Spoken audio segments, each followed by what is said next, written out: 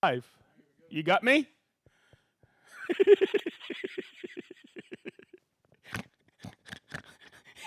We got it? Okay, so are we live? Are we going? Okay. Okay. Okay, hey, I'm just going to talk as people are coming back in.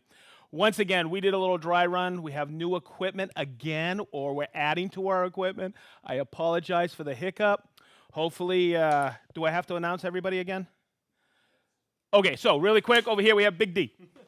Okay, go. Okay, right here we have Big C. Oh, right, good. Right here we have Minnie. She's on the whiteboard, baby. Okay, over here in the house, he's been working whiteboard, but in the house, online, he's doing chat with us. It's Garrett Sato. His wife, Nancy, made us some great Chex Mix. Thank you, Nancy. Happy Festool Friday to you as well. It's Festool Live. It's a little past noon because of our normal hiccups. I want to thank you because we're always watching on YouTube after as we post it, and also on Instagram and Facebook. Don't forget to subscribe to the YouTube channel, please, and hit that bell so you get a notification that we're live. Yes, sir. All right. Also, I know, Jason, you're on there. If I haven't lost you, buddy, Jason Bent from Bent's Woodworking. We also have Philip Stranad. Hopefully you're watching, Philip. And I want to say a big shout out to my buddy Rick Bush. Thanks, Rick, for all your leadership you've given us. Okay. Where do I start? On episode 8, this is episode 17, but on episode 8, I promised you I would cover, it was the Carvex back then. This is where we had the hiccup last time, so I'm going to, okay. I talked about the radius cutter for the Carvex. And guess what I'm covering today? I'm going to show you how to use the radius/circle cutter. I'm going to cut an arc or two, show you how to make a template with the Carvex. I'll just happen to use the PSC. So we'll go from there. So, Minnie, you got everything erased? I'm going to do a quick call out. Oh my God, no way. Peter Halley, how are you, buddy? Peter's been our longtime FOG moderator, and it's good to see you watching, Peter. You rock. Also, we have New York watching. We have Moorhead, North Carolina. We have Lithuania. I know that's you, Saulius. We have Brussels, Montreal, Malta, Texas. Texas and Malta are kind of close, aren't they? Okay, Southern California, Yorkshire. No, North Yorkshire, UK. Kokomo, Indiana. I know somebody there. I hope it's you. South Africa, Poland, and the Netherlands. Hi, everybody. Let's get going.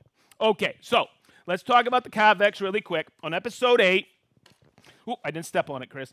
I gave you an overview of the Carvex, how to set the carbide guides, how to set the splinter guide, and I showed you this. This is the accessory kit. Now, inside the accessory kit, I'm going to swing over here, Chris. I put it down earlier.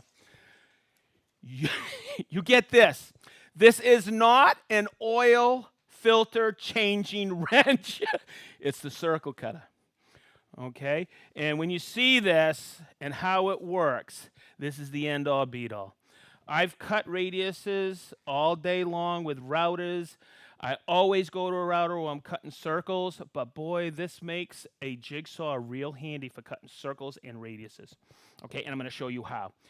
It's very effective. You'll see, I promise. Okay, you need two things, and you can buy the accessory kit. Not to sound so salesy, but it's a great value. Inside you have this, which is the circle cutter. You can get it in metric and imperial scale. Okay? You also need this. This is the accessory base, and I'm going to describe all of this as I go. Now, let's talk about cutting radiuses. Somebody has asked me this. I get this question all the time in training. Hey, how do I cut a radius on a countertop or on a table where I don't want to put a hole in it? Okay? And I would say, don't do that. Some people say, oh, flip it upside down and cut it from the bottom. No, I always have made templates, especially when I made countertops. Watch. See this right here? Let's just pretend this is a countertop, okay? I did my build-up. I'm going to get this out of the way. I did my build up for a countertop. Say this goes on a half wall, okay? And I need to cut a radius here. Now, I'm not good with the jigsaw. I don't want to fare that in. Of course, I could drill holes in here because I might put mica on top of this, okay? But what I did is I made a template. So when I make a template, I put it on here like this. I scribe it. I cut. Follow me on this one, Chris. I cut close to the line here, just like this. Watch. Okay. I'm not going into template routing today, but what I want to show you is how to make that daggone template. So, see how I cut close? See this? I cut close with my Carvex. And then the template I made, I bring it to my line. I drop a couple clamps on there. And then I take a bit like this, which is a pattern cutting bit. Okay? I put it in my 1400 router, and I follow my template like this, and I can cut that absolutely perfect.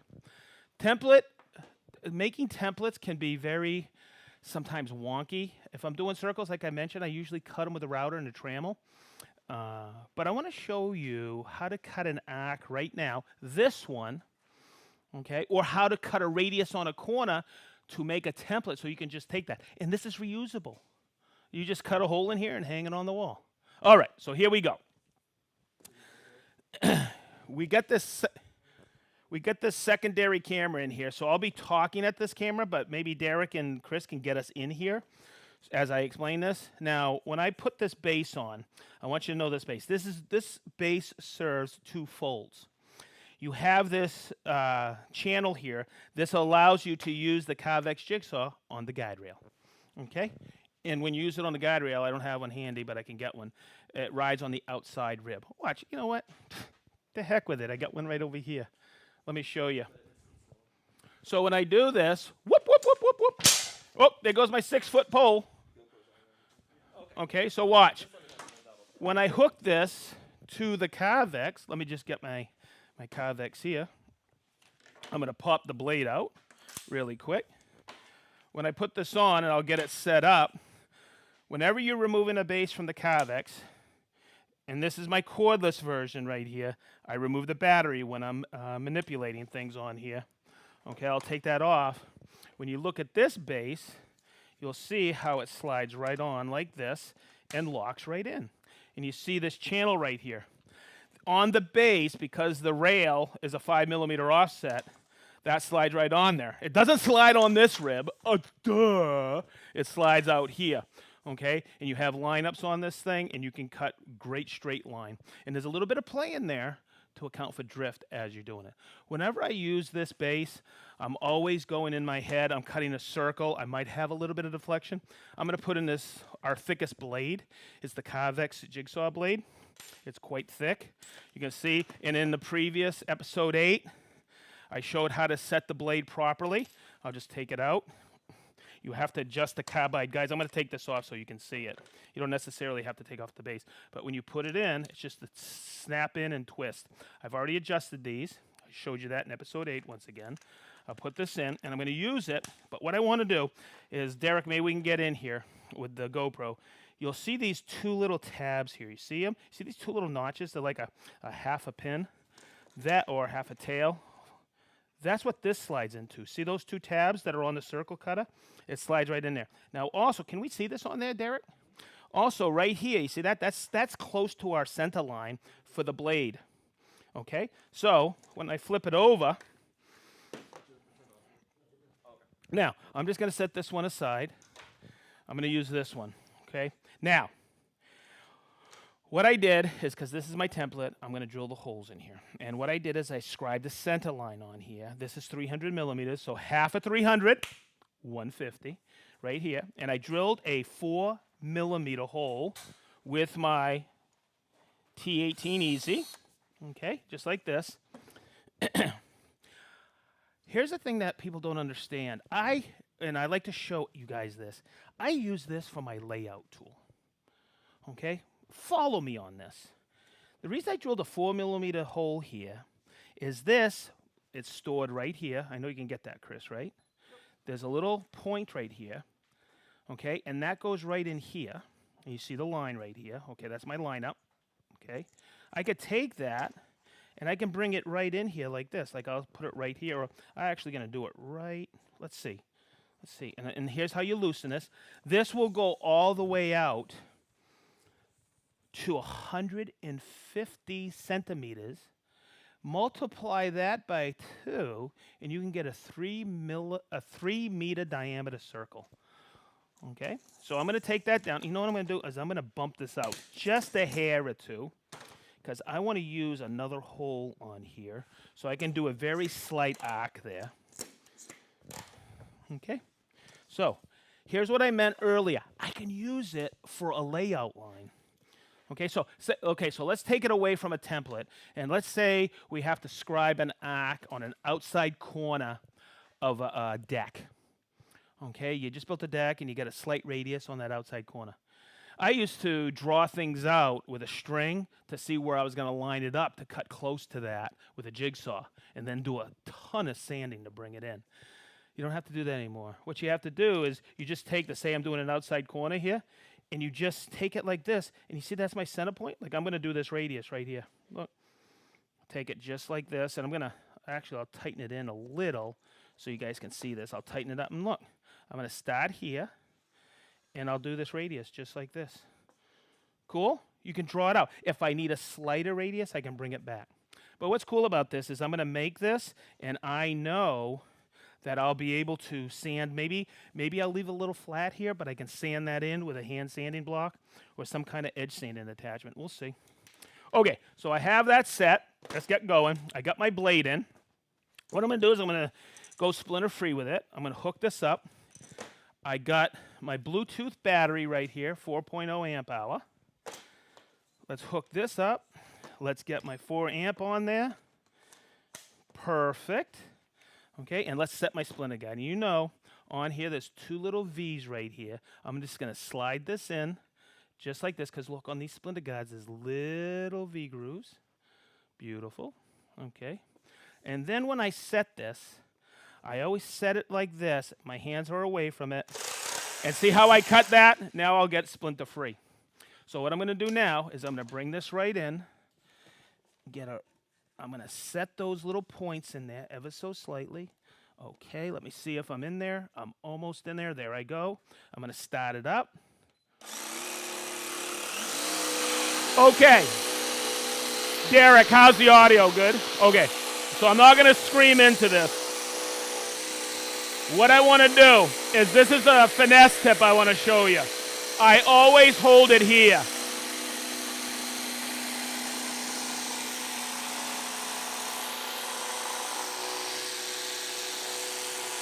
It works better if I turn on the dust extraction.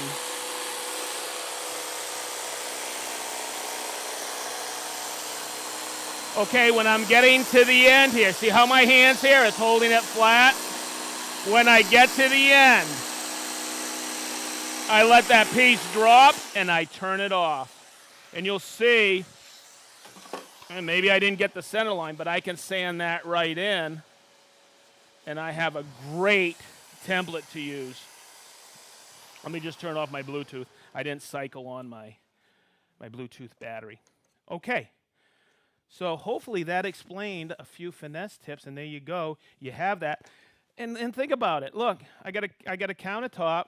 I can just take that. And what I like to teach everybody when I do this, okay, that's a template I'm making. I don't need the whole thing. I can cut it here.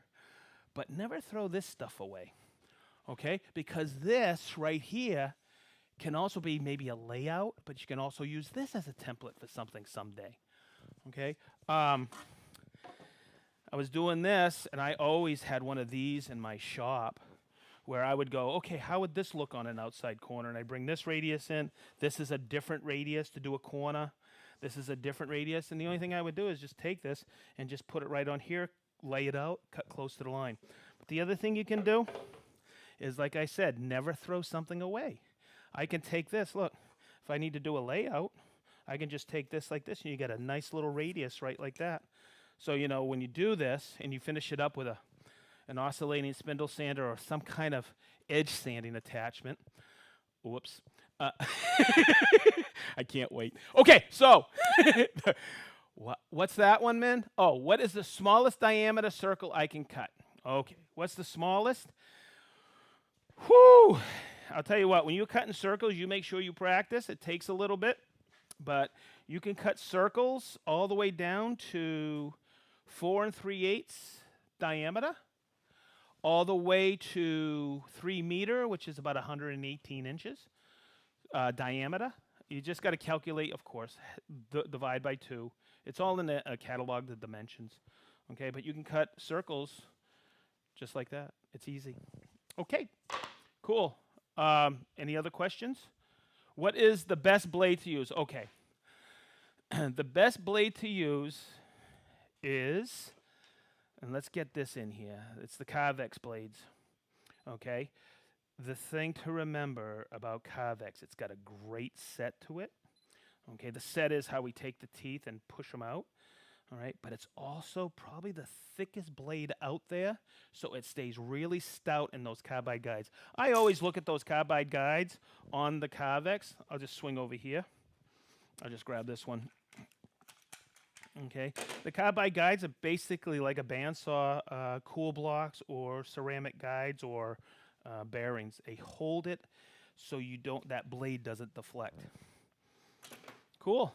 What else we got? Yes, the circle cutter, if you look in our catalog or online, it's available in metric and also in imperial. Okay, there's 2 different SKU numbers. Cool. Wow, that was quick, huh? Oh, the largest diameter circle, 3 meter. Okay, and watch, it's easy to do the math, everybody. I could take this out, okay, and if I whip it out like this, look. You want me to hold it? No, I got no. No. Hey, actually, I could probably use this. Hey, this is my new COVID-19 6-foot distancer. Okay, hey, see, it goes out to 150, basically 150 centimeter. Okay, so multiply that by 2 because this is the radius. Right now, here's something I get all the time. See this right here? Which hole do I put it in? The trammel point. Okay, it all depends on what direction. Now, come over here so you can see this, everybody. If I was cutting in this direction, look, I would put it on, and on this side. Look, see, I would put it on this side. If I was cutting from that direction, which I did, I would put it on that side. It's just which direction you're cutting. Okay. Now it works for our corded Carvex, whether barrel grip or top handle. It works for our cordless barrel grip or top handle. It does not work with our old try-ons. Those are still on the market, so unfortunately it doesn't work. Might be time to upgrade. Okay, so I think that's it. That was a quick one. I wanted to cover the radius cutter for the Carvex Jigsaw because you guys asked for it. So don't hesitate to put online what you are looking to see. By the way, we have enough material for another 20 years, but we always want to put out there what you want. So I want to thank you. I want to thank everybody in this room. Everybody who is involved with Festool Live, we love doing this. We're going to keep upgrading everything, so we really appreciate it. Happy Festool Friday. Jason, I'll probably see you soon. And thanks, everybody, for tuning in to Festool Live.